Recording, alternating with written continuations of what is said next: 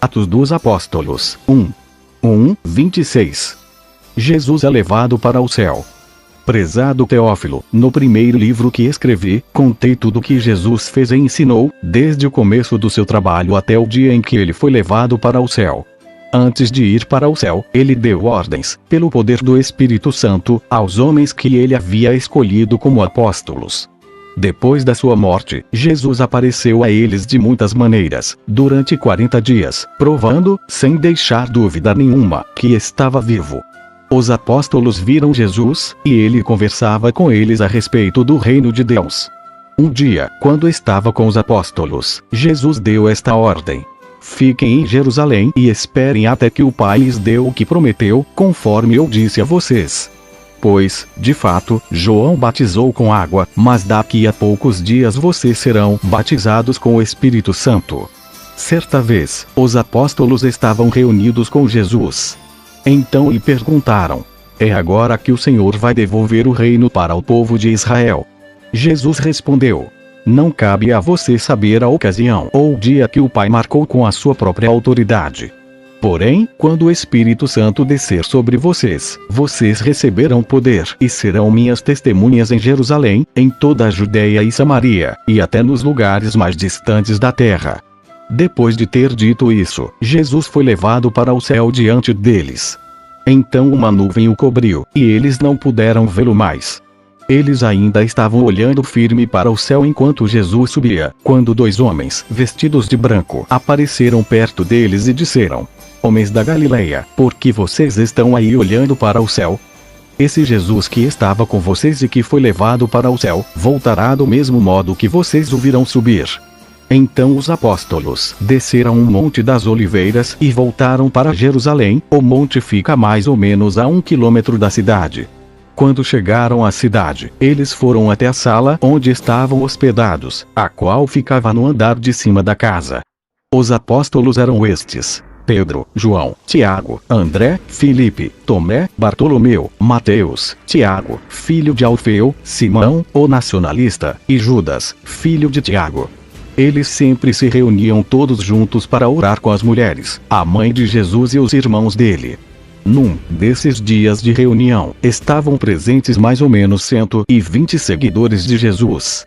Nessa reunião Pedro se levantou e disse: meus irmãos, tinha de acontecer aquilo que o Espírito Santo, por meio de Davi, disse nas Escrituras Sagradas a respeito de Judas, que foi o guia daqueles que prenderam Jesus.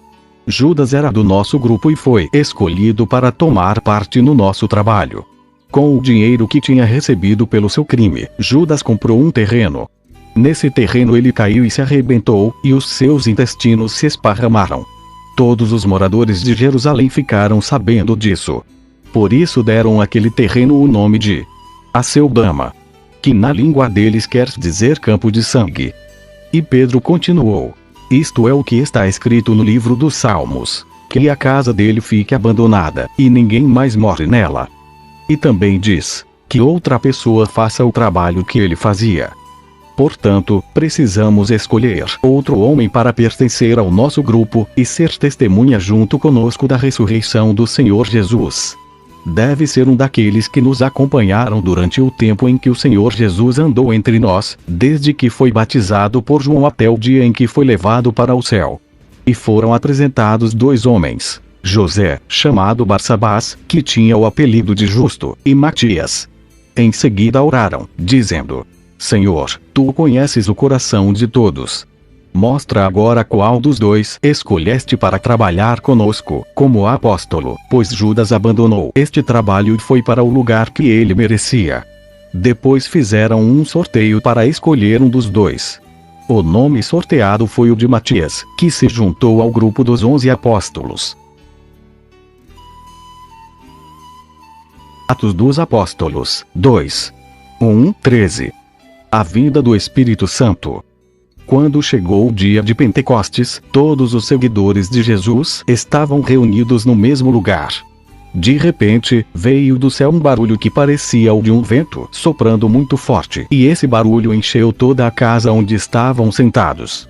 Então todos viram umas coisas parecidas com chamas, que se espalharam como línguas de fogo. E cada pessoa foi tocada por uma dessas línguas. Todos ficaram cheios do Espírito Santo e começaram a falar em outras línguas, de acordo com o poder que o Espírito dava a cada pessoa. Estavam morando ali em Jerusalém judeus religiosos vindos de todas as nações do mundo. Quando ouviram aquele barulho, uma multidão deles se ajuntou, e todos ficaram muito admirados, porque cada um podia entender na sua própria língua o que os seguidores de Jesus estavam dizendo. A multidão ficou admirada e espantada e comentava: estas pessoas que estão falando assim são da Galileia. Como é que cada um de nós as ouvimos falar na nossa própria língua? Nós somos da Pártia, da Média, do Elão, da Mesopotâmia, da Judeia, da Capadócia, do Ponto, da província da Ásia, da Frígia, da Panfilha, do Egito e das regiões da Líbia que ficam perto de Cirene. Alguns de nós são de Roma. Uns são judeus, e outros, convertidos ao judaísmo. Alguns são de Creta, e outros, da Arábia. E como é que todos estamos ouvindo essa gente falar em nossa própria língua a respeito das grandes coisas que Deus tem feito? Todos estavam admirados, sem saberem o que pensar, e perguntavam uns aos outros: o que será que isso quer dizer? Mas outros zombavam, dizendo: esse pessoal está bêbado. Atos dos Apóstolos, 3. 1:17. A cura de um coxo. Certo dia de tarde, Pedro e João estavam indo ao templo para a oração das 3 horas. Estava ali um homem que tinha nascido coxo. Todos os dias ele era levado para um dos portões do templo, chamado Portão Formoso, a fim de pedir esmolas às pessoas que entravam no pátio do templo. Quando o coxo viu Pedro e João entrando, pediu uma esmola.